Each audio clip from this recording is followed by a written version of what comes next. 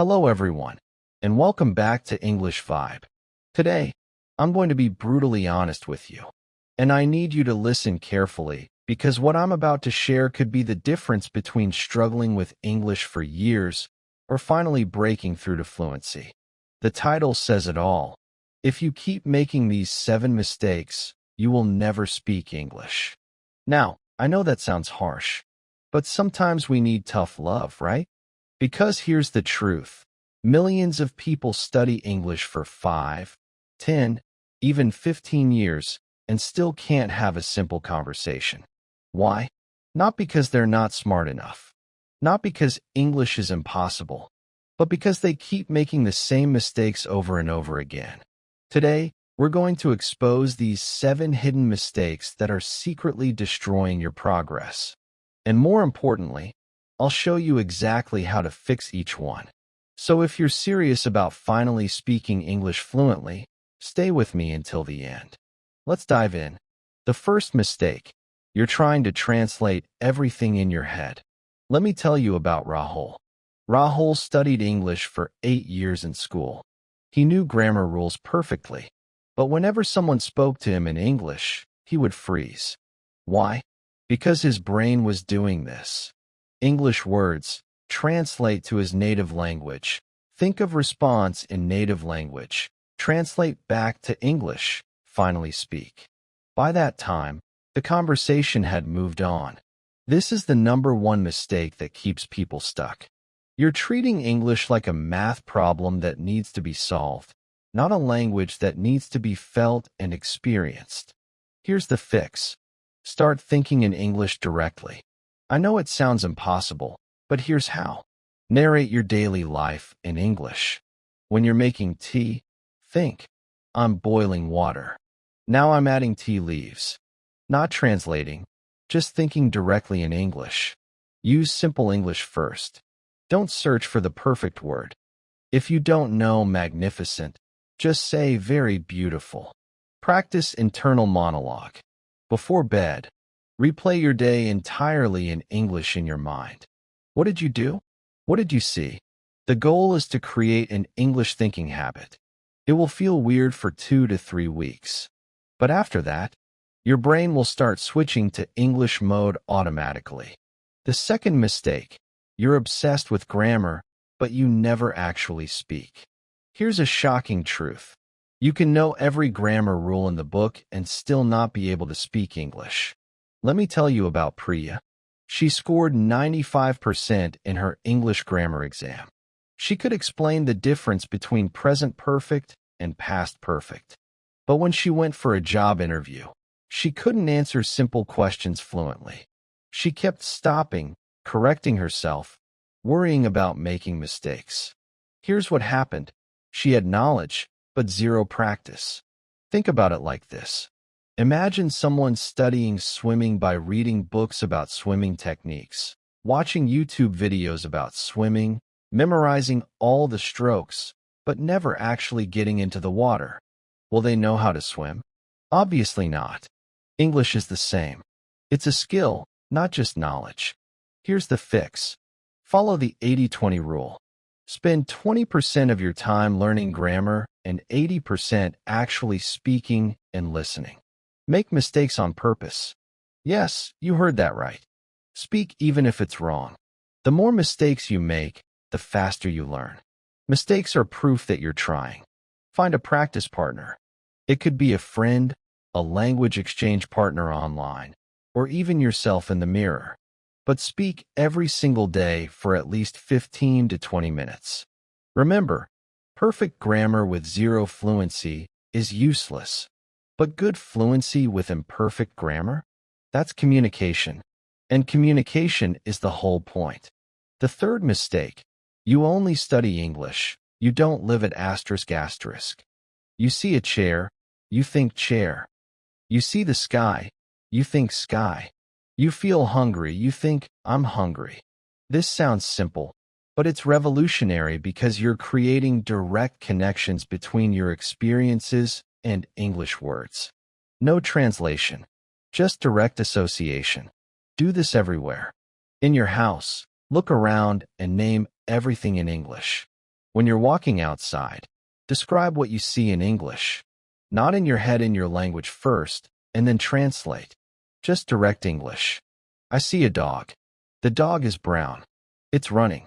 Simple sentences, direct thoughts, no translation. This is how children learn language, and it's the most powerful method that exists.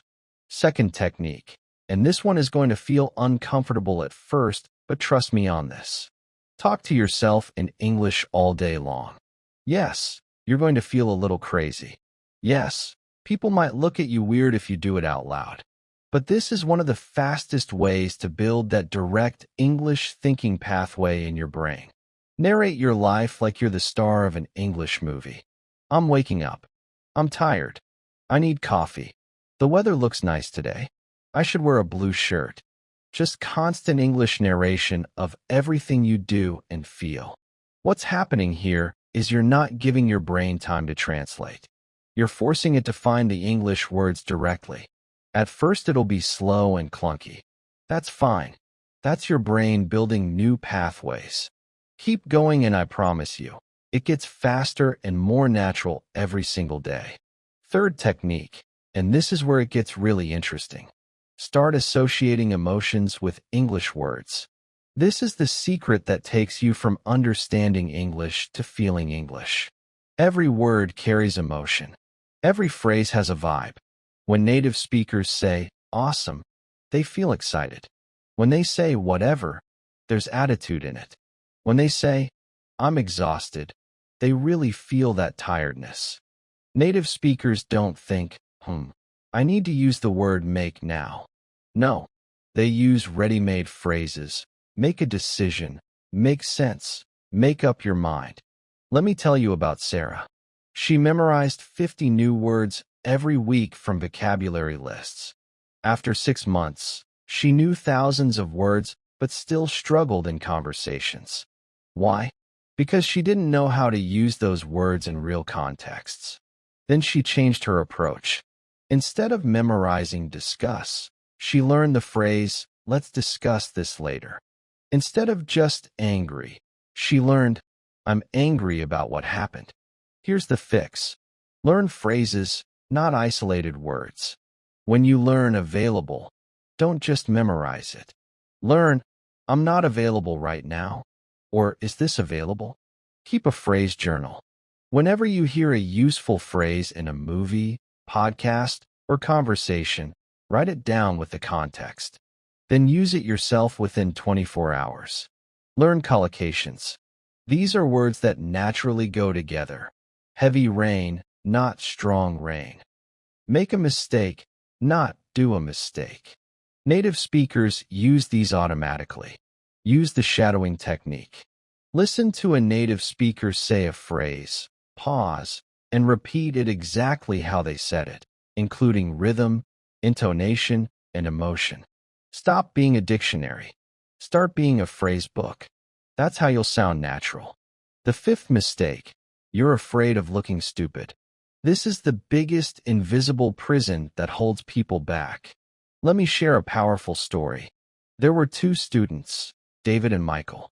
Both had the same English level, but David would speak confidently even with mistakes. Michael would stay quiet because he was afraid of being judged. After 1 year, David was having full conversations in English. Michael? Still at the same level. The difference? Confidence.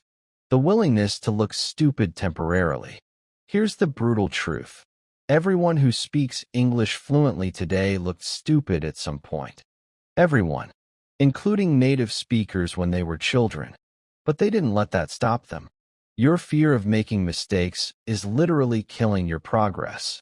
Every time you stay silent because you're afraid, you miss a chance to improve. Here's the fix. Reframe mistakes. Don't see them as failures. See them as data. Each mistake teaches your brain what not to do next time. Scientists make thousands of mistakes before a discovery. You're doing the same thing. Remember, people don't care as much as you think. That conversation you're worried about, the other person will forget it in 10 minutes. But you will remember the practice you got. Use the 5-second rule. When an opportunity to speak English comes up, count 5, 4, 3, 2, 1, and just start speaking before your fear takes over. Don't think, just do. Celebrate the attempt, not just the result. Did you try to speak English today, even if it went badly? Celebrate that. You're braver than someone who stayed silent. Here's your new mantra. I'm not afraid to sound stupid today because I refuse to stay silent forever. Confidence isn't about being perfect. It's about being brave enough to be imperfect. The sixth mistake, you're not listening to real English. Let me guess, you practice listening with slow, clear, textbook English recordings, right? That's like training for a marathon by walking slowly in your living room. Real English is fast. People use slang. They have accents. They speak with emotion.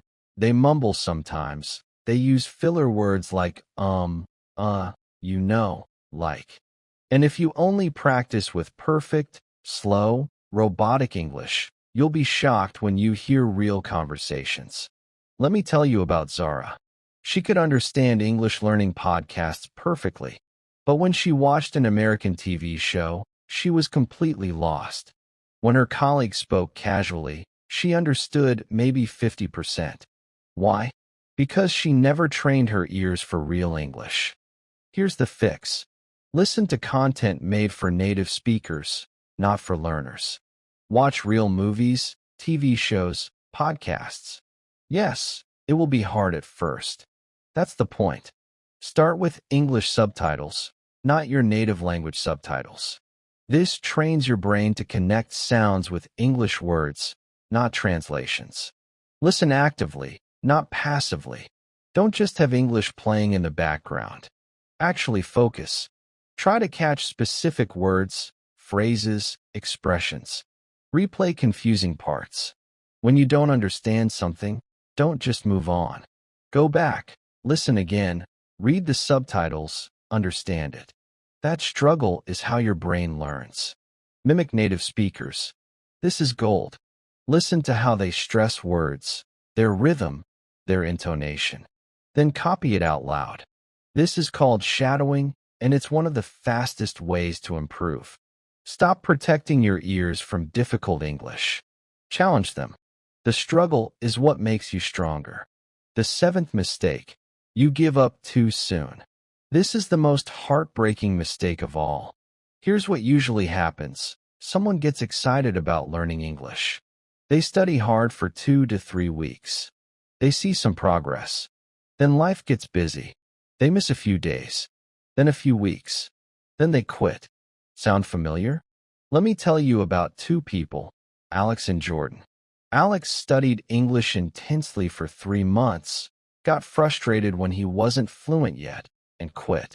He did this cycle 4 times over 4 years. Total time invested, 12 months. Result, still can't speak fluently.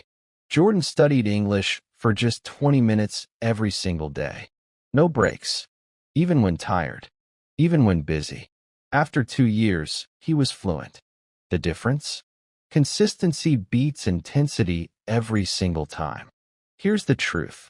English fluency is not a 30-day challenge. It's not a 90-day sprint. It's a marathon. Most people need 1 to 2 years of consistent practice to become truly fluent. Here's the fix. Focus on showing up, not being perfect. Even 10 minutes on a busy day is better than nothing. Don't break the chain. Track your progress. Keep a journal. Record yourself speaking once a month. You'll be amazed at how far you've come. Progress is hard to see day to day, but obvious month to month. Find your why. Why do you want to speak English? Is it for a better job? To travel? To feel confident? Write this down and read it when you feel like quitting. Join a community. Find people who are also learning. Share your struggles. Celebrate wins together. Accountability is powerful. Remember, the people who succeed aren't the smartest or the most talented. They're simply the ones who refuse to quit. Wrapping up. So there you have it. The 7 mistakes that keep people stuck forever. Translating everything instead of thinking in English. obsessing over grammar instead of actually speaking, only studying English instead of living it, learning words instead of phrases, being afraid to make mistakes instead of embracing them, listening to textbook English instead of real conversations, and giving up too soon instead of staying consistent. Now here's my question to you. Which of these mistakes are you making? Be honest with yourself, because awareness is the first step to change. Here's your challenge. Pick one mistake from this list, just one, and commit to fixing it this week. Don't try to fix everything at once. That's overwhelming. Focus on one thing, master it, then move to the next. If this video opened your eyes, if it gave you that push you needed, do me a favor. Share it with someone else who's struggling with English. Let's help each other grow. And remember, English fluency isn't about talent. It's about consistency, courage, and refusing to give up. You've got this. I'll see you in the next video. Until then, keep practicing, keep pushing, and keep believing in yourself. This is English Vibe, signing off.